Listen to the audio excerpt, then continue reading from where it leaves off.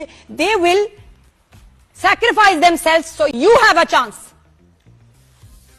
बेशरम हो तुम लोग जो इस वक्त अपने मुल्क के साथ खड़े नहीं हो और तुम लोगों को अपने फॉलोअर्स, अपनी लाइक्स, अपने व्यूज की पड़ी है. Shame on you. Your country needs you right now. Where are you? बेशरम है ये लोग, इनको मार्क करना चाहिए. हमने इनको स्टार्स बनाया और ये इस वक्त इंडिया की फैन फॉलोइंग के साथ खड़े. इनको वो फिक्र पड़ी हुई है हमारे ड्रामे बंद हो गए, हमारे व्यूज नहीं आने. Shem on you.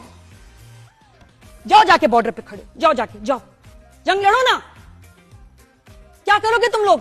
क्या अपने मुल्क के लिए करोगे? क्या दोगे? सपोर्ट तो कर नहीं सके और जान ही देंगे ये फौजी हमारे लिए. हम जो आज सो रहे हैं आराम से बैठे हुए हैं क्योंकि वो जी हमारे समुद्र, हमारी जमीन, हमारे आसमान को कॉन्स्टेंटली पेट्रोलिंग कर रहे हैं. घर नहीं गए.